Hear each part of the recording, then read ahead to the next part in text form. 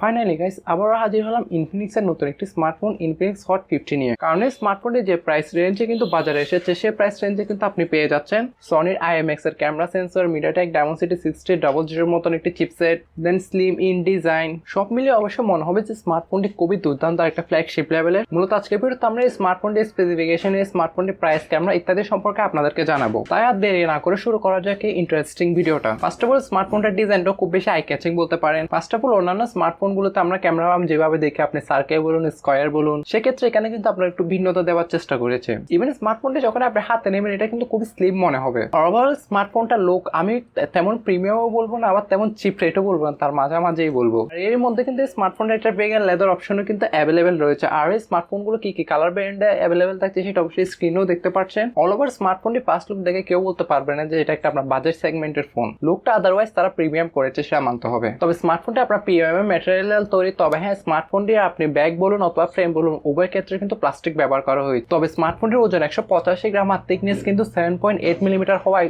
In-hand ফিলও কিন্তু যথেষ্ট ভালো পেয়ে যাবে। ফিজিক্যালি পোর্টস এন্ড বাটন নিয়ে কথা বলে স্মার্টফোনের বটমের দিকে আসলে দেখতে পাবেন যে 3.5 হেডফোন জ্যাক, সেটা অবশ্যই ভালো লাগলো। দেন রয়েছে টাইপ সি স্লট, দেন এর মাইক্রোফোন, দেন এর প্রাইমারি স্পিকার। তবে হ্যাঁ এখানে জাস্ট আপনি মোনো স্পিকারই পেয়ে যাবেন। দেন রাইট হ্যান্ড সাইডে কিন্তু প্লেসমেন্ট করা যায় স্মার্টফোনটি power on button, then volume locker. আর লেফট হ্যান্ড সাইডে আসলে অবশ্যই এখানে পেয়ে যাবেন সিম ট্রে, যেখানে অবশ্যই আপনার হাইব্রিড সিম স্লট ব্যবহার করা হয়েছে। তবে হ্যাঁ স্মার্টফোনটি ফরমিস উপরে দিয়ে কিন্তু সম্পূর্ণ প্লেন রাখা হয়েছে, দেওয়া হয় না কোনো সেকেন্ডারি নয়েজ ক্যালকুলেশন মিট। তবে সেটা একটু খারাপ লাগলো আর কি। তবে হ্যাঁ এখানে অবশ্যই একটা ফিচার পাচ্ছেন যেটা অবশ্যই আমরা বর্তমানে বাংলাদেশের বাজারে 30-35 হাজার স্মার্টফোন গুলোতে পেয়ে থাকি। হ্যাঁ আমি এআই এর কথা বলছি, এখানে থাকছে আপনার এআই ওয়ালপেপার, মিনস আপনার মন পছন্দ টেক্সট অনুযায়ী কিন্তু এখানে এআই ওয়ালপেপার মেক করতে পারবেন। দেন রয়েছে আপনার এআই ব্যাটারি অপটিমাইজ, দেন রয়েছে ভার্চুয়াল র্যামের সুবিধা। ভার্চুয়াল র্যাম বলতে আপনি যদি 8GB র্যাম ভ্যারিয়েন্টটা পারচেস করেন তাহলে আপনি এক্সট্রা 8GB পেয়ে যাবেন। যদি 4GB র্যাম ভ্যারিয়েন্টটা পারচেস করেন সেক্ষেত্রে আরো 4GB এক্সট্রা র্যাম পেয়ে যাবেন। তবে ভার্চুয়াল র্যামটা আমার মনে হয় না আপনার রিয়েল লাইফে তেমন কোনো কাজে আসে। তবে ইন্টারনাল স্টোরেজ কিন্তু 128GB থাকছে, যেখানে আপনার স্টোরেজ টাইপ হিসেবে কিন্তু ব্যবহার করেছে UFS 2.2। ইভেন র্যাম টাইপ হিসেবে কিন্তু ব্যবহার করেছে LPDDR4X। আদারওয়াইজ স্মার্টফোনটি ফোন আসলে কিন্তু পেয়ে যাবেন 6.7 ইঞ্চি মাপের একটি HD প্লাস এর ডিসপ্লে। হ্যাঁ HD প্লাস কথাটা অবশ্যই আপনাদের খারাপ লাগতে পারে, তবে হ্যাঁ এখানে কিন্তু 120 হার্জের মতো ফাস্ট রিফ্রেশ রেটও কিন্তু তারা দিয়েছে।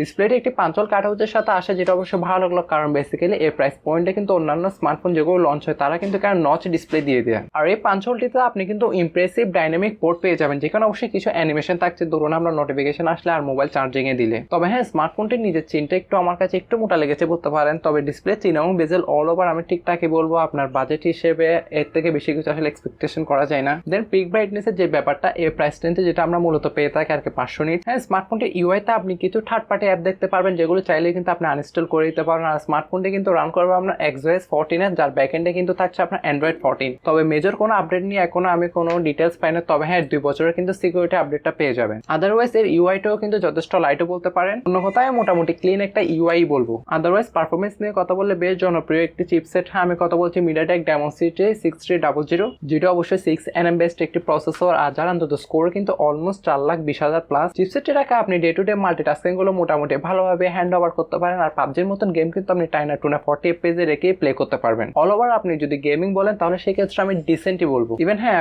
একটা কথা না বললেই না, এখানে কিন্তু আপনি সফট জাইরোস্কোপ পেয়ে যাবেন, তার সাথে দেখছে কিন্তু IP54 এর সার্টিফিকেশন। তো এই ভিডিওটি সামনে অগ্রসর হওয়ার আগে ছোট্ট একটু কথা না বললেই না, আপনারা যারা আমাদের চ্যানেলে নতুন রয়েছেন তারা অবশ্যই আমাদের চ্যানেলটি সাবস্ক্রাইব করে পাশে থাকা বেল আইকনটা অল করে আমাদের পাশেই থাকবে। আর অবশ্যই ভিডিওতে লাইক দিতে ভুলিয়েন না। এবার অবশ্যই আপনারা এক্সাইটিং এর মধ্যে বসে আছেন যে স্মার্টফোনটি ক্যামেরা সেটআপটা নিয়ে। স্মার্টফোনটিতে প্রাইমারি ক্যামেরা হিসেবে থাকছে 48 মেগাপিক্সেলের মেইন একটি ওয়াইড, যেটা আপনার সনির IMX। তবে দেখে মনে হবে ট্রিপল ক্যামেরা সেটআপ, তবে সেখানে যায় না, কারণ জাস্ট কাজের সেন্সর হচ্ছে স্মার্টফোনের প্রাইমারি সেন্সরটি। আর সেলফি হিসেবে কিন্তু প্লেসমেন্ট করেছে 8 মেগাপিক্সেলের একটি central punch selfie camera. All over camera quality আমি এই প্রাইস পয়েন্টের মধ্যে ডিসেন্টই বলবো। অবশ্যই কিছু ক্যামেরা স্যাম্পল স্ক্রিনও দেখতে পাচ্ছেন, কারণ আপনাকে বাজেটটাও কিন্তু কনসিডার করতে হবে, যেহেতু আপনার সনির IMX একটি সেন্সর এখানে ব্যবহার করেছে, তাই মাঝে মধ্যে কিন্তু ভালো ভালো ছবিগুলো ক্যাপচার করতে পারবেন। তবে আরেকটি ভালো লাগার বিষয় এই যে স্মার্টফোনটির উভয় ক্যামেরা দ্বারা ফ্রন্ট আর ব্যাক ক্যামেরা দ্বারা কিন্তু আপনি 2K তে ভিডিওগুলো শুট করতে পারবেন, যেটা বেসিক্যালি এই প্রাইস পয়েন্টের মধ্যে কিন্তু মিসিং থাকে। আর এই সম্পূর্ণ স্মার্টফোনটি কিন্তু ব্যাকআপ করার জন্য থাকতে 5000 mAh এর ম্যাসিভ একটি ব্যাটারি, যেটা একটা ডিসেন্টই বলতে পারেন। দেন রয়েছে কিন্তু 10 ওয়াটের একটি ফাস্ট চার্জার। তবে বেসিক্যালি এই স্মার্টফোনটি কিন্তু আপনি 18 ওয়াটের ফাস্ট চার্জিং এর সাপোর্ট করে থাকে, তবে বক্সে জাস্ট আপনার 10 ওয়াটের একটি ফাস্ট চার্জার দিয়েছে।